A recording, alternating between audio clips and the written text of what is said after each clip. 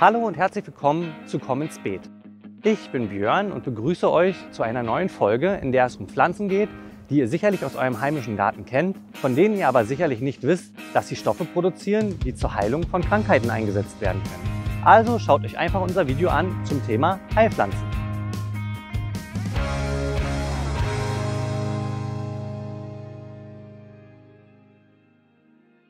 Bevor ich euch einige unserer Heilpflanzen vorstelle, die bei uns im Beet wachsen, möchte ich euch einmal erklären, was sekundäre Pflanzeninhaltsstoffe sind. Und dazu gehen wir jetzt mal in unser Analytiklabor, in dem wir hier am Max-Planck-Institut für molekulare Pflanzenphysiologie diese Stoffe bestimmen und messen können. Also, let's go!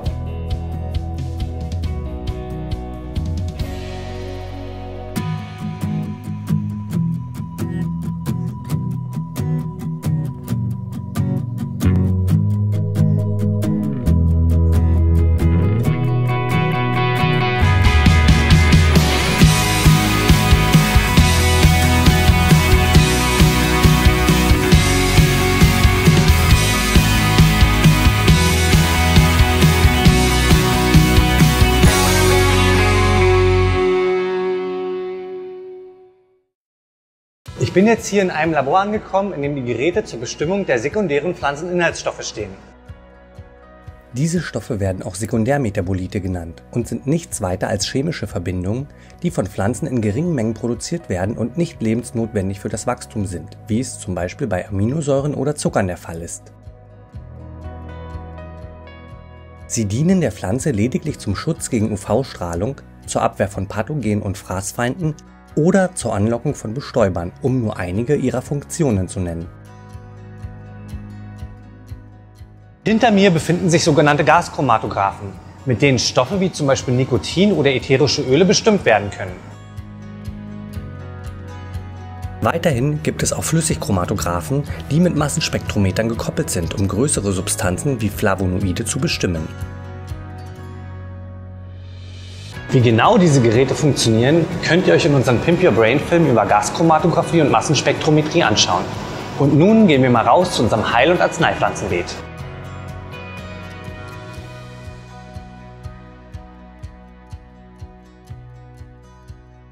Hier in unserem Schaugarten haben wir 18 verschiedene Pflanzen angebaut, welche pharmakologisch wirksame Stoffe enthalten und bereits seit mehreren Jahrhunderten, wenn nicht sogar Jahrtausenden, zur Linderung oder Heilung diverser Krankheiten eingesetzt werden.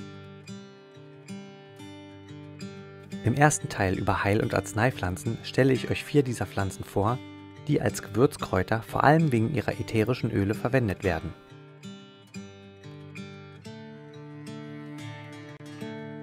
Die erste Pflanze, die ich euch vorstellen möchte, ist der türkische Drachenkopf, den man hauptsächlich in Magen-, Gallen- oder Leberteemischungen wiederfindet. Diese einjährige Pflanze kann bis zu 40 cm hoch werden und enthält viele ätherische Öle, die aus einer Mischung sogenannter azyklischer Monoterpene bestehen und eine schwach krampflösende Wirkung auf Magen und Darm haben, sowie darüber hinaus die Leber- und Gallentätigkeit anregen. Da die Blüten des türkischen Drachenkopfes viel Nektar produzieren, um Bestäuber anzulocken, dient diese buschig wachsende Pflanze im heimischen Garten auch als außerordentlich gute Bienenweide. Als zweites stelle ich euch den Thymian vor, den ihr bestimmt auch in getrockneter Form bei euch zu Hause im Gewürzregal findet. Die Pflanze ist mehrjährig, erreicht eine Größe von ungefähr 10 bis 40 cm und bildet kleine blassrosa bis hellviolette Blüten. Die Verwendung des Thymians beim Kochen ist den meisten von euch sicherlich bekannt, jedoch kann man auch den Frischpflanzensaft oder die getrockneten Blätter des Thymians dazu benutzen, einen Tee herzustellen, der zum Beispiel gegen Bronchitis, Husten oder Erkältung wirkt.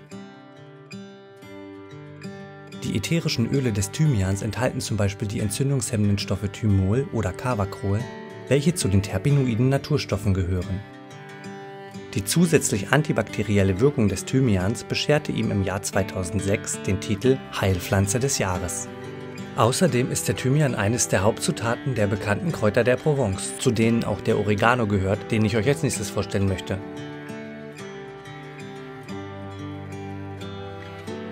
Der Oregano ist ein typisches mediterranes Kraut, welches ursprünglich in der Mittelmeerregion beheimatet ist. Die mehrjährige Pflanze wird bis zu 65 cm groß und sein ätherisches Öl setzt sich wie das des Thymians vor allem aus Thymol und Kavakrol zusammen. Als Bestandteil von Teemischungen wirkt der Oregano gegen krampfartige Magen- und Darmbeschwerden. Oregano ist ein Gewürzkraut, das im Gegensatz zu vielen anderen Kräutern beim Trocknen sein Aroma nicht verliert, sondern eher intensiviert. Zum Schluss sehen wir hier im Beet den echten Salbei. Der echte Salbei ist ein Halbstrauch und erreicht eine Wuchshöhe von bis zu 80 cm. Im Öl des Salbeis sind vor allem die Stoffe Thujon, Ziniol und Kampfer enthalten, die gegen Erkältung, Entzündung im Mund- und Rachenraum oder übermäßiges Schwitzen helfen. Am häufigsten werden die Blätter des Salbeis für Teeaufgüsse genutzt. Jedoch sollte man darauf achten, die empfohlene Tagesdosis nicht zu überschreiten, da sonst Nebenwirkungen wie allergische Reaktionen oder Magenprobleme auftreten können. Alle drei gezeigten Kräuter vereint aufgrund ihres starken Aromas übrigens ein Aberglaube.